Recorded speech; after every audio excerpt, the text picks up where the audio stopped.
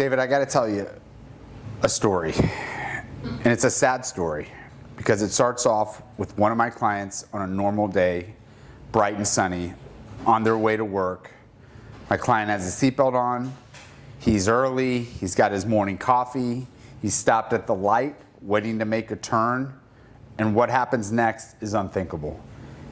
He gets rear-ended, he spills his coffee, and that's how his morning starts. And how it starts and how it ends may be very similar, unfortunately, for my client. But it's something that we need to discuss because I want to make sure that everybody's aware of what can happen on that treacherous day. Got any guesses for me? No one had insurance, did they? Well, that's part of the story, David. Yes, insurance does play an important part. But it wasn't just the other side's insurance that was really frightening. It's what insurance my own client had. That's the true reality of what's out there today that I think that we need to discuss and talk about. So yes, is it important for the other side? Is it important for you to have insurance to cover other people if you cause an accident? Of course, right? Because it protects you. If you make a mistake, if your foot slips off the gas, or if you make that left-hand turn and you didn't see that car coming and you hurt somebody else, you do want to have protection. But what about your own insurance, David?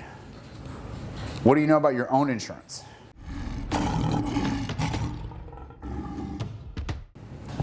So I'm David, not a lawyer. I'm here with Armando Edmiston. He is a lawyer, personal injury law, has an office here in Tampa and in St. Pete, covers all of Florida. So what we're going to talk about today is car insurance in plain English. Not just what you would have to protect other people if you cause an accident, but to protect yourself when someone else causes an accident and they don't have the right kind of insurance. So what's the basic thing that you think everybody already knows and where they're wrong, just to start us off? I think one of the things that I hear all the time, David, is that I have full coverage. That's one of the things that I hear all the time. And I'm like, what does full coverage mean? Is there a universal meaning for full coverage? And I think that that should be the starting point. And I think the other thing that's really important, David, is you need to look at your insurance policy. You should review your insurance policy yearly to make sure that it covers what you want to cover and that it protects you in case you're involved in an accident that you didn't cause. So I think that's part of the topics we're going to cover right now in the conversation, right? What Florida actually requires of people and how it's the absolute bare minimum. Yep. What the coverages in someone's declarations page actually mean and what it's going to cover for them, and kind of why we're both almost obsessed with uninsured motorist coverage, because I have it on myself. And I'll tell you later a story on, thank God I did have it. Right. So if you own a car in Florida, stick with us for the next 20 to 30 minutes, David, and you're going to learn more than you've learned in the last 20 years. All right, so let's start at the beginning. Someone owns a car here in Florida. They have to get it registered, but they actually have to have insurance, right, to be able to register that car and be legal. So before you leave the car dealership, actually, the car dealership has to make sure you carry the minimum requirements in Florida. And so, that begs the question, David, what are the minimum requirements, right? What is it that we have to have? What is it that we require of citizens of Florida to own a car? And that's two things. First, it's going to be PIP, personal injury protection. And the second one is property damage. Those are the two things that you must carry if you own a vehicle in Florida. So I think what most people are going to ask, well, if I have PIP and have property damage coverage, I'm fully covered, right? I'm good? That's what most people think. Like, I have coverage. Well, that's actually the basic coverage. And really, I'd like to talk a little bit more so that you understand, well, what are those two coverages and what does it cover, right? So first let's talk about PIP. Do you know what PIP stands for? Personal injury protection. Correct. And right. So do you know where that came from, where it stems from? I don't, actually. So PIP actually came about because the citizens of Florida decided, right, through the legislature, that we did not want to clog the system up with minor crashes. So the insurance company came up with this personal injury protection benefits. And what it was designed to do is if you get involved in a minor car accident, irregardless of fault, you would have up to $10,000 to pay for your medical bills right away. That's what they mean when they say no fault coverage. That's what they mean when they say no fault, really. So it's not really no fault, it's just irregardless of fault. Irregardless of fault, you have $10,000, right? You don't have to wait. You don't have to figure out who's at fault. You don't have to let the insurance companies make a claim against each other or you make a claim against an insurance company. You have an automatic $10,000 that will be paid by your own insurance company. So that $10,000, that covers medical bills? Covers medical bills. What about lost wages? So they offer a benefit that allows them to cover up to 60% of your lost wages, but you have to elect that coverage as part of your PIP or personal injury protection. Also, David, it's important to note that PIP does not cover 100% of your medical expenses. Okay? So the way PIP works is you have to choose a deductible, and that can be either zero, it could be $500, $1,000, or $2,000. So if you have, for example, a $1,000 deductible of PIP, PIP will not pay anything until you've at least exceeded $1,000 in medical bills. So the first $1,000 is on you. That's your deductible. And after that, PIP is going to pay 80% of reasonable medical expenses. There still will be a 20% copay or deductible. Up to $10,000. Up to $10,000. So I have a $12,500 bill. I'm still stuck with the first $1,000 and the remaining $2,500. Not only the first $1,000 and the remaining $2,500, it's not paying 100% in the middle. Remember, it's going to pay 80% of the bill. There's going to be 20% along the way. Yeah. And what about the 14-day rule that goes with PIP? So I'm glad that you brought that up. One of the things that we get a lot of calls about, David, is that people are involved in a fender bender, right? Which they think is like no big deal, like has minimum property damage, maybe scratches on the bumper. And they're like, I'm sore. And they think that they're going to tough it out. You have 14 days from the date of the accident to be seen by a qualified medical provider, which is defined by the law. Who is a qualified medical provider? It could be a chiropractor, urgent care, hospital, right? It could be a nurse practitioner. Once these people check you out, they have to certify that you suffered an emergency medical condition to open up those PIP benefits. If you fail to be seen within those 14 days, then the insurance company is off the hook and they do not owe you anything under your personal injury protection benefits. And this is where somebody gets rear-ended. They think, oh, I'm okay, I got a headache, my neck's sore, but it'll be fine. Couple days later, they're not fine, but they think it'll go away. A week later, it never went away. They hit the 2-week mark, it's gone.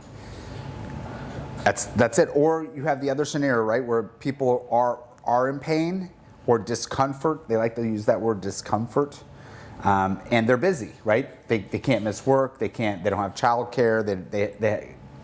They have numerous reasons why they can't get to the doctor, or they don't know where to go, believe it or not. So not every place will see you for a car accident. So I know family practice doctors, that's one of the places, right? If you get sick, typically you would call your family practitioner and say, hey, I was involved in an accident. They will probably not see you, which is interesting to me, right, David? Why wouldn't your family practice doctor see you? Ever thought about that? That is pretty interesting. Well, here's the reason why, right? First, if he sees you for the car accident, now he knows that PIP is supposed to pay for your visit, which is personal injury protection. Well, most family practice offices do not have a biller that knows how to bill car insurance.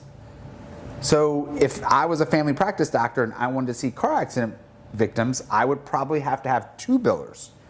And so they don't want to do that. So instead, they just say, you know what, we're going to refuse to see you. Go see either a chiropractor that knows how to bill PIP, or another physician's office, or an urgent care. So these medical bills, they rack up really fast, whether it's x-rays, MRIs, ER visits, any of that. They get up really quick. So you hit that $10,000 fast, right? When does the other person's insurance then take care of all those medical bills? So the other person's insurance only becomes liable above and beyond the first $10,000, right? Because you're required by law to have PIP.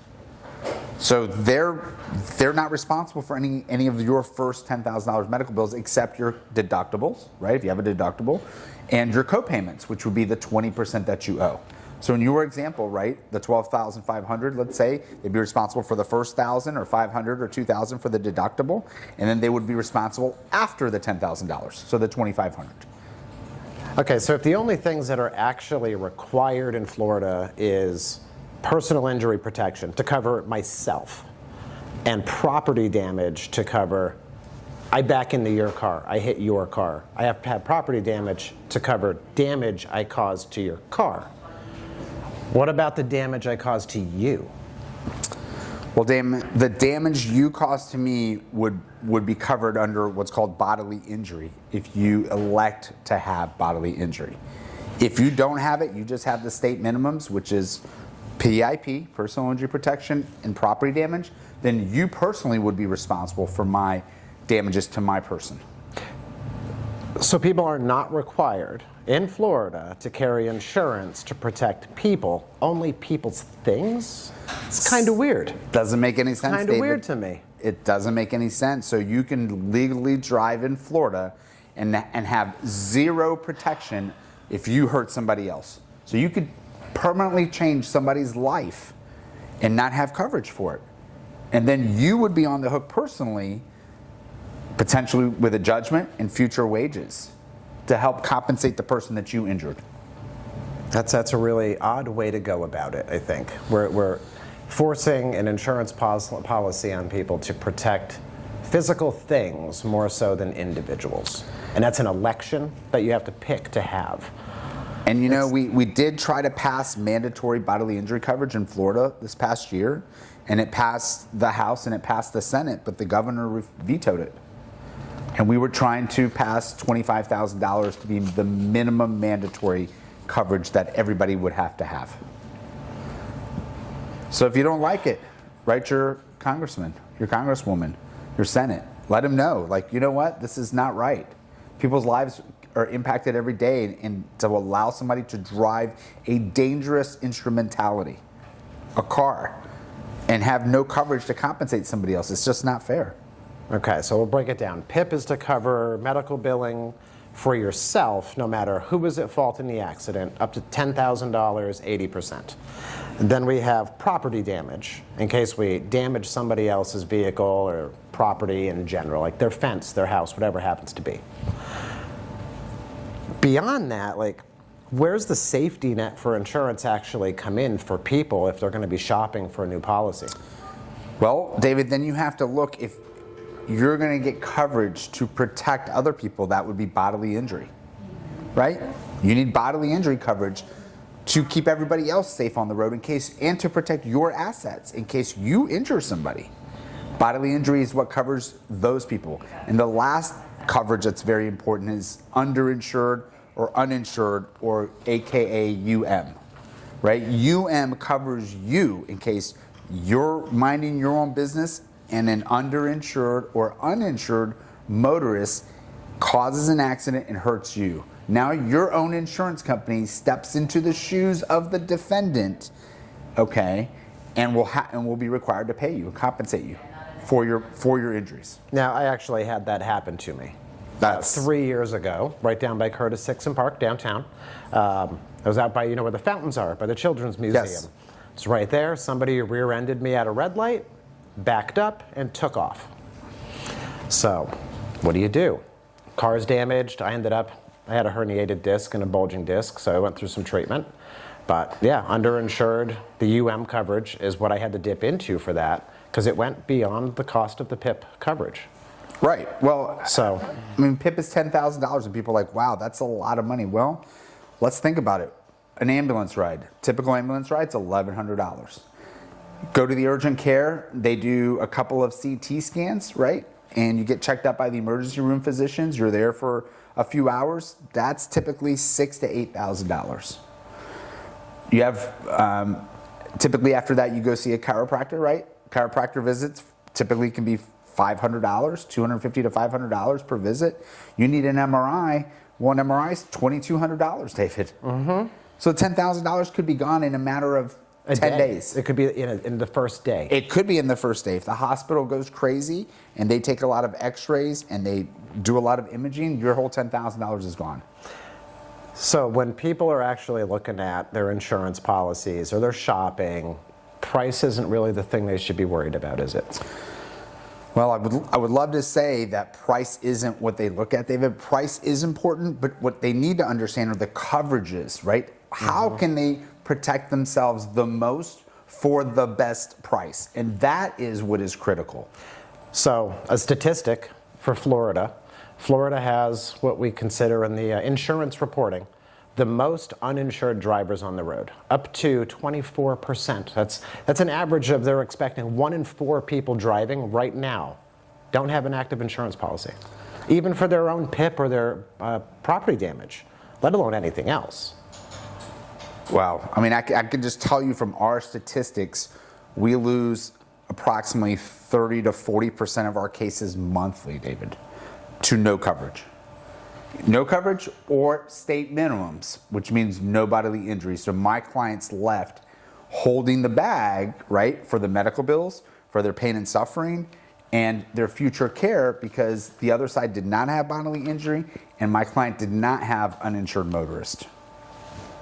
So you could get hit by somebody on the road who has the legal insurance and you're still completely left with all of the billing in your own lap. Sad truth, David, but yes, I mean, so you need to check your insurance policies, right? And so, you brought up an interesting point, like everybody's so obsessed with trying to save money, but really what we want to teach people and what I want everybody to learn is, well, how can I get the best rate and the most coverage for me to protect me? That's really what I think is the most important thing that we need to teach people. So what I was going to ask you, when people come in here and they call you after a car accident that wasn't their fault, I mean, you're going to ask them about their insurance. When they answer you about their own insurance policy, what gives you that relief, knowing, all right, they'll be taken care of, and what goes inside of you goes, oh man. Well, the first question I always ask is, do you know what coverages you have? And 90% of the people do not know what coverages they have, right, David? And so I ask them to send me a copy of their declarations page. And if I look at that declarations page and I see uninsured motorists or uninsured motorists and they have that coverage, I feel a lot better because I know that my client will at least have this amount of protection, right? They're not 100% relying amongst that other vehicle that hit them and their insurance policy. They took out their own protection for themselves. But if I look at that declarations page and my client has the state minimums, right? Property damage and PIP, then I'm 100%, it gives me a little bit of a sick feeling because now we are 100% relying amongst that person that clearly can't drive. Now I have to rely on the person that can't drive to have had enough insurance. Funny enough, since living here, I've been here in Florida 7 years now, and I've updated and changed my insurance policy throughout the times. So that's why I have the uninsured now. Make sure I have that always. The bodily injury, I always make sure I have that on my policy too. But I've never had an insurance agent tell me, hey, you should get uninsured motorist coverage because this is how it's going to help you, because there's so many people without policies. I've never had an agent tell me that. I've heard you don't need it. It's going to save you money if you don't have it. Why do you think agents might tell people that? Honestly, I don't have an answer. Now, I'm just speculating, David. I don't know why that is. I think part of it is for lack of education, right? And I think that the uninsured motorist part really doesn't drive money to the bottom line. So I think that the insurance companies don't push it, right? If it's a product that doesn't make me a lot of money, why do I want my agents selling it? When you think of what are agents? Agents is just a sales force. It's a sales force, right? And if I'm an insurance company, I'm a for-profit corporation, which means I want to make the most profit I can, then I want to push products that make me the most money. And one of the things that's interesting about uninsured motorists, right? When you think about how an insurance company calculates your rate, right? and I pondered this, and they take into consideration your credit score. They take into consideration your zip code. They take into consideration your accident history. They take into consideration your driving record. The one thing they can't really calculate is how likely are you to be hit by an uninsured or underinsured motorist. So I think it's the one thing they can't really quantify. And remember, insurance companies are really good with numbers, David. I mean, let's face it, right? That's where I got the statistics, was the insurance reports that were showing anywhere over the past several years between 16 and 24% of drivers are uninsured in what they're noticing and the claims that are filed. So they know that that's how many people are driving without insurance, David, but they can't calculate what is your specific risk of getting hit by that 24%. Yeah. So I think that it's not a big moneymaker for them, David. That is my best educated guess as to why they don't push it. I mean, and this is just my assumption, right? If I'm going to sell you a product knowing that 1 in 4 people don't have insurance, and if you happen to get in an accident with that 1 out of 4, well, I'm going to have to pay out even more because you bought this thing that doesn't make me much money in the first place. So, why push it? Why tell you and educate you on why you should actually have it to protect yourself? That's just me and my assumptions, though. I think that they should, David. I think that, but that's why we want to educate the public, right? That's why we're making these talks and these videos to really provoke thought on people and help them make better decisions to protect themselves. All right, so we have PIP. Mandatory. If you have an insurance policy, it covers your own medical up to 10 grand. You have you don't have bodily injury unless you elect for it. Correct. Which protects people that you may hurt. Right. If you cause an accident, that's what's going to pay other people. Are required property damage coverage to protect their things, which is, again, super weird to me that we're concerned more about people's things than people's lives. But only up to $10,000, David. And I don't know if you looked at the price of vehicles. When's the last time you've looked out your window and saw a group of cars that are worth less than $10,000 to go replace it? Here's the interesting part, right? It's been $10,000 for 20 years. But what has the price of cars done over the past 20 years? Which gets us now to the comprehensive and collision portions of people's insurance policies, right? So you're financing a car, you're leasing a car. You have to have comprehensive and collision. Why? Protects the person giving you the loan so they can get their money back. The banks. But it doesn't protect other people. It protects the bank, the person loaning you the money. Correct. Right? But who do you think should have comprehensive and collision and other than people leasing a car or financing a car right now? Is there people that you think should have it? Well, I think that, okay, so let's go over the coverages, because really I want to make sure everybody knows, well, what is collision coverage, right? Collision coverage is the coverage that replaces your car or fixes your car if you get into an accident regardless of fault, right? So if I cause an accident, I'm going to use my collision coverage to fix or replace my vehicle. Right? If I don't cause an accident, then you actually have a choice, David. I can go and I can use the other person's insurance company if they have enough coverage, right? They have enough coverage for property damage. So when we were talking about that $10,000, that's the minimum.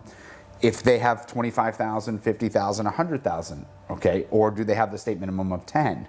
So if I'm in a car accident, it's not my fault. I can use their coverage if they have enough. If they don't have enough, then I have to use my collision coverage. So that's collision coverage. And typically there's a deductible. It's either $500, $1,000, or $2,000. So that means that if my car is totaled, and I have a $1,000 deductible, then the insurance company will pay me the value of my car minus $1,000, because that was my deductible. The other type of coverage is comprehensive, right? So comprehensive covers damage to the vehicle caused by fires, hail, tree falling on it, things like that. Vandalism. Right. And so that also has a deductible. It could be $500, $1,000, or $2,000. So what I recommend, or what I tell people, is like, look, if you can't afford to replace your car, then you should have collision. right? And comprehensive. Now, what I do look at is I don't have to have a $250 deductible or $500 deductible. Maybe for $2,000, if I have a $2,000 deductible, it's only going to cost me $50. That seems like a good deal to me, right? For $50, something happens in my car, they're going to pay me the value minus $2,000.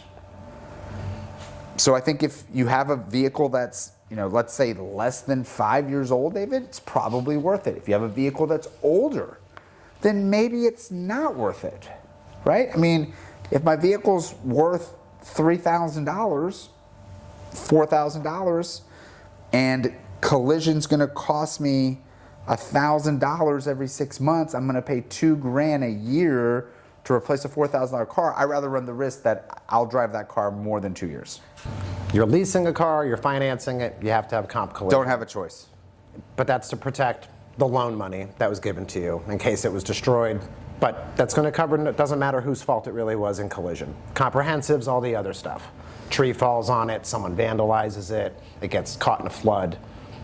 These basic things, right? Yes. One of the other things that goes along with that, though, David, that we haven't talked about is gap insurance. Okay. Okay. So if you put very little money down on a car, right? There's no money down. A lot of people will sign and drive. Those are very famous now. Sign and drive, right? Just come buy a new car, sign it, boom.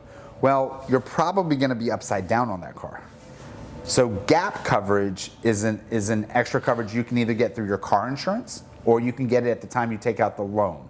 And that coverage will protect you in case whatever value that other insurance company gives you for your car doesn't cover the amount to pay off your loan.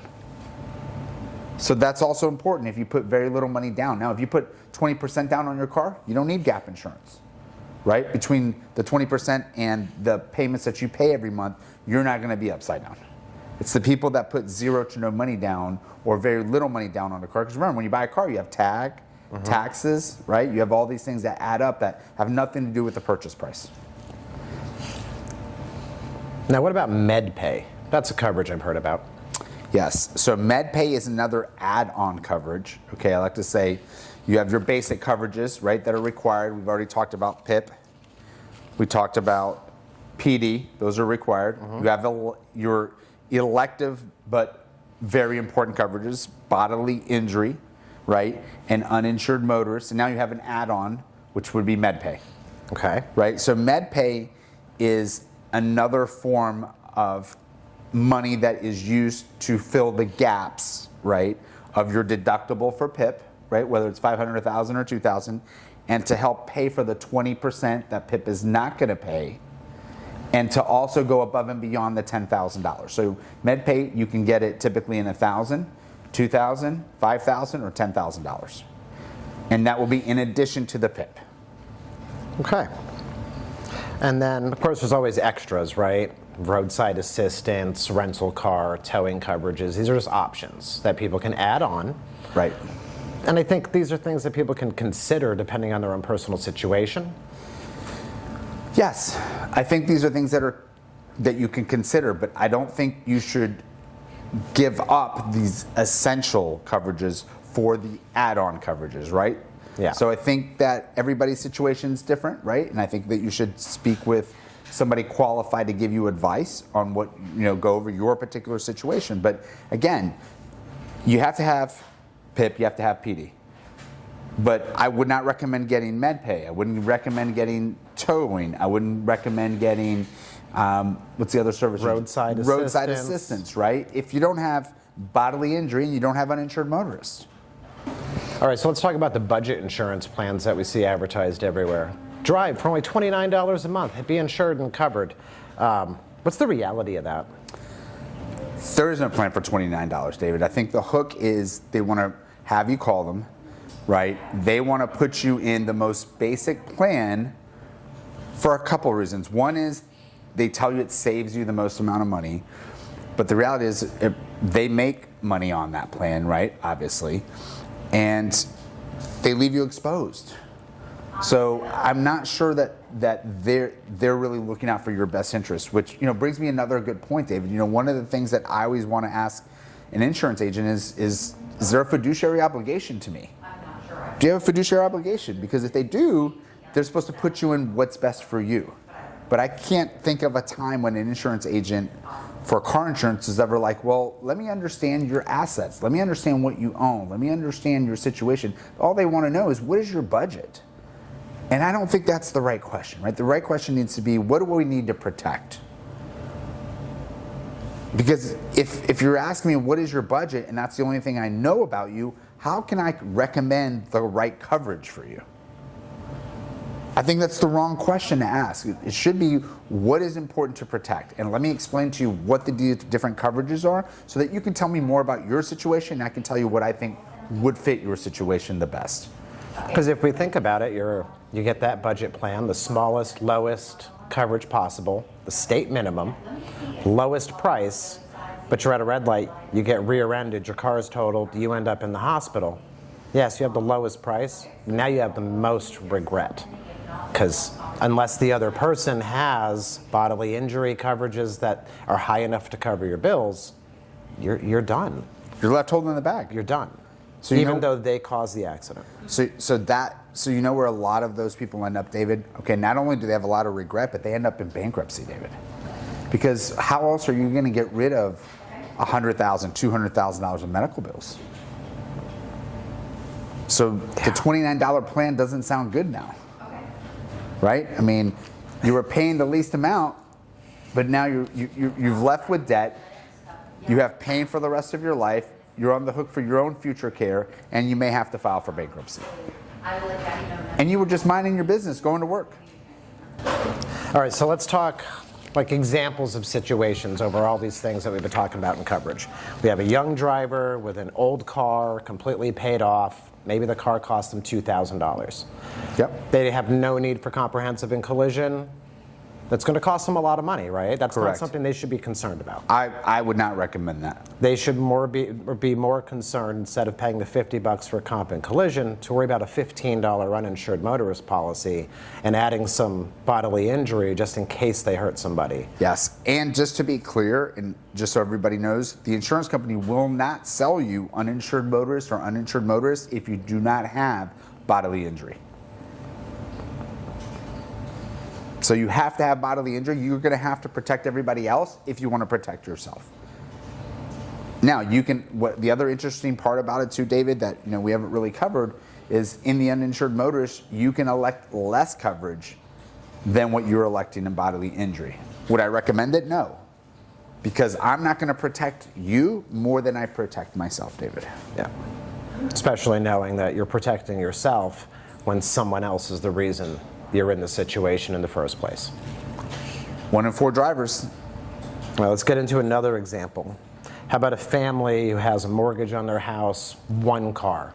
Is this a person that should look at these add-on, comp, collision, things, you think? Absolutely, because 1, they can't be without a vehicle, right? They have 1 car for the family, so they're going to need that rental car coverage. They're going to need bodily injury because they're going to need uninsured motorists, right? Typically have 1 breadwinner, right? You want to protect the breadwinner. If that breadwinner can't get to work, how are you going to pay the mortgage? How are you going to pay the bills next month, right? And they have to get to work. So, one of the biggest issues that we see in our clients, David, is not only are people injured, but they're worried about how they're going to get to work. How are they going to get to work? So if I can't get that other insurance company to take responsibility right away, you're going to be without a car for a little bit. And that average time is about 7 to 14 days, David. So if you don't want to pay for the rental car coverage, then you better have $30 a day times 15 days in a bank account so that if it ever happens, you can dip into that. A third scenario would be like a retiree who only drives a few miles a week, mostly local. This is a person has an older car, fully paid off. They're not really going to be concerned with comp collision themselves, right? Unless it's a very high value car, right. I would assume. But same thing, I would think this is a person who would still want uninsured motorist coverage and bodily injury. They're retired. Yes. They want to protect their assets. Yes. But they want to protect their own self when it's somebody else's fault. Right. So I think, that person is not going to want comp and collision probably, right? It's already paid off. If they were looking to save money nowadays, David, you can ask your insurance company. They can give you these I don't know what they're called, but they put them in the cars and they detect your driving pattern, how often you drive. I've had a lot of clients save money with those.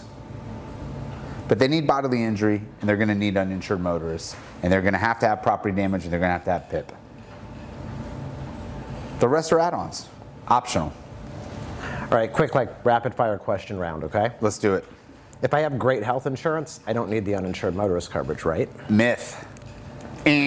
Wrong, David. I know we just talked about this last week. We did, So right? And let's make sure they know. it's the number one myth that I don't know why they say that. Your health insurance has nothing to do with your pain and suffering, right? With your future care, with things that you're going to need, right? Health insurance only covers you for health benefits within the health network, right? As long as you pay the premium. What if you can't afford to pay the premium anymore? You don't have health insurance. Yeah. So uninsured motorists compensate you not only for medical bills, pain and suffering, lost wages, and future care. Okay. All right, what about full coverage, right? People say, don't worry, I have full coverage. What does that actually mean? There's really no meaning. Full coverage typically means you have PIP, personal injury protection. You have property damage, right? The $10,000. They're going to have comprehensive and collision. That is what 99% of the people mean when they have full coverage. What they're missing is bodily injury, the most important one, to cover other people if you injure them, and uninsured motorists.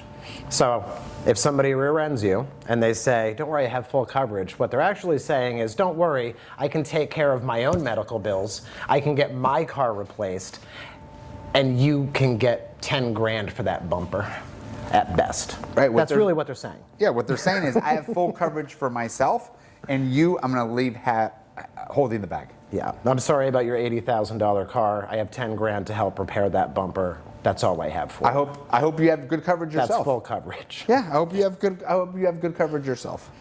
So don't be fooled by I have full coverage. Okay, David? It's a good marketing phrase though, right? Great marketing, right? It's a great marketing phrase. You have full coverage. All right, so how much do you think someone should carry an uninsured motorist coverage? Like, obviously everybody's situation's different. Sure. There is no standard rule. But if you were to evaluate a person and look at their situation, how would you tell them to consider this much of UM? I think, one of the main things I would do is, how much are you covering other people for? I'll give you an example, right? If you're carrying $100,000 of bodily injury coverage, that means your coverage will cover somebody else that you injure up to $100,000. Typically, it's $100,000 per person, $300,000 per accident. Okay, that your insurance company will cover other people. You should at least be covering $100,000 for yourself. Okay, don't fall into the trap of covering $100,000 for everybody else and $10,000 for yourself, because I see that a lot, David. So that doesn't make any sense, right? So if I'm covering everybody at 100 and I only have one vehicle on my car insurance, right, then I should cover myself at 100. If that's too expensive, then why don't I cover everybody else at 50 and cover myself at 50? Don't cover everybody else at 100 and leave yourself at 0 or 25,000 or 10,000 or 50,000. Cover yourself as much as you want to cover everybody else. I think a good rule of thumb, David, is, try to cover your salary. I think it's a good rule of thumb. Like, what do you make in a year? Because if you're going to get injured in a car accident, it's unlikely you're not going to work for a year, right? But you could miss 2, 3, 4 months. So I think 1 year's salary is a good rule of thumb for uninsured motorists. Okay. Last one here. Does the PIP only cover the driver, or does it cover the passengers in the car too? So it's situational, David. PIP is complicated in the sense that your PIP coverage will cover people in your household, right? So a resident relative that they know of. So if you have anybody that's 16 or older in your household, you need to disclose that to your insurance company, right? And they either have to be included as a driver or excluded as a driver. But if they know about them and they live in your house, PIP will cover your resident relatives. It may cover people in your vehicle at the time of the crash if they do not own a car and they do not live with a resident relative. And PIP will also cover a pedestrian. So if you hit a pedestrian and that pedestrian doesn't own a car, right, or he's on a bicycle, then your PIP will cover them as well. Okay. It's good to know. If you get in an accident, you need to call a lawyer, right, and let them walk you through who's covered by the PIP, just that option, right, so that at least you know. All right, so let's bring it back. If people are only going to remember 3 things of this entire conversation, what do you think the most 3 important things they should take away from it is? 3 most important things is the cheapest insurance isn't the best, right, and look for bodily injury coverage and uninsured motorists. Get them. They will keep you safe. They will protect you. And if anybody harms you, you will have something to protect yourself.